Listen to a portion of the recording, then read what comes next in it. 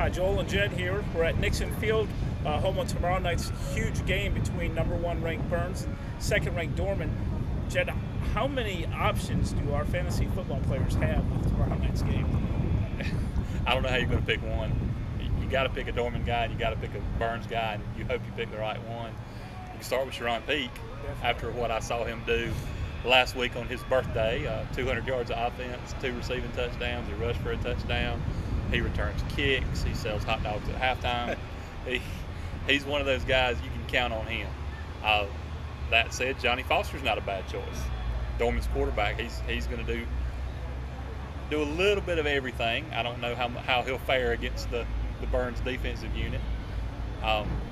Burns, the weapons are unlimited. You got Lattimore, you got Torian Richardson.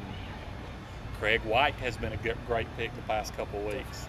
When you can go 5 or 6 deep in the receiving core and the quarterback and the running back and any number of defensive players and the kicker, it's just this is the game. This is why we do what we do. This is high school football tomorrow night. That's right. Myself, I'll be in Blue Ridge tomorrow night to watch Blue Ridge and Greer. Another game that you just have a lot of choices. I mean, early in the season, Greer's Dominique Parks, the running back, he was everybody's choice. He's been hurt a lot over the past month, but they had a kid last week, Dakari Sitton, that stepped in for him. Dakari puts up 149 yards and scores a touchdown. There's 20 points right there. Blue Ridge's side of the ball, sophomore quarterback Caleb Rowe, he's had a game, he's thrown over 500 yards this year. They have a sophomore running back, Tyshawn Richardson, that's averaging about 150 yards a game.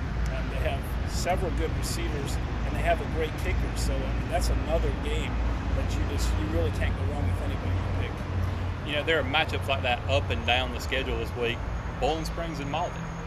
There's another one. I'm looking for the Bulldogs to bounce back big from that loss to Norman. And when you look at the numbers, set aside the turnovers, Bowling Springs didn't play badly against Norman. And they're going to have some kids that are there. Dylan Thompson, both of them, the quarterback and the fullback. Reggie Davis. Julius Wilkerson has been a real surprise, kind of a quiet guy out at receiver. He puts up big numbers every week. The kicker, Kyle, I can't remember his last name for some reason. Kyle Tate? Kyle Tate, that's him. He puts up numbers for the Bulldogs. They're really a solid team. I think they bounce back. This is obviously for 3rd in the region because you're going to be behind both Burns and Dorman now. But, the Bulldogs want to finish as strongly as they can. I think any of those guys are going to be good.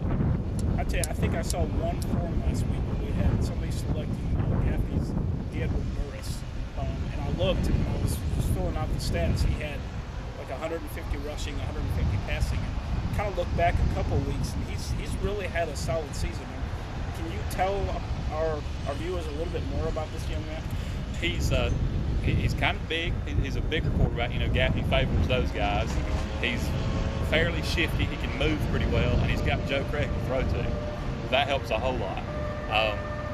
Craig draws so much attention, whether you throw him the ball or not. He's a major factor in the game, one way or the other.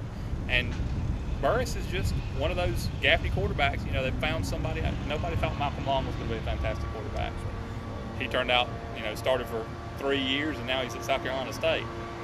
Burris is another one of those kind of guys. Gaffney searches for a quarterback, finds one, and they're going to stay with him for a while. And he's a good one. I know over the last 2 weeks, contestants or participants that have selected Eastside's quarterback, Dre Thomason, not really been happy. Eastside struggled over the last 2 weeks. And this week they play Travelers Rest, who has improved really over the last month. But I think this might be Drake's kind of game. Maybe where Eastside scores 40, and even if they don't win, he's going to put up some great numbers. I saw on the schedule that Jake Lambert, Woodruff's great quarterback, is playing against Broome this week, I think. Can he have another huge game?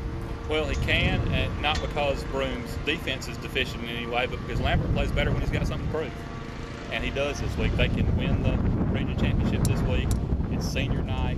They've got a lot of ceremony and things going on down at Woodruff. And I think Lambert's always a good choice. I think he's a particularly solid choice this week. Also in that game, Thomas Weeks, Broome's best receiver, has just been outstanding, especially the past couple of games.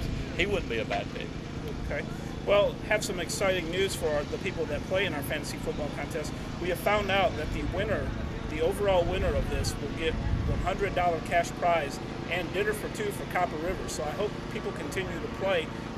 Just a few weeks left, but it's still a tight race. I think anybody can win it. So keep playing, and thank you.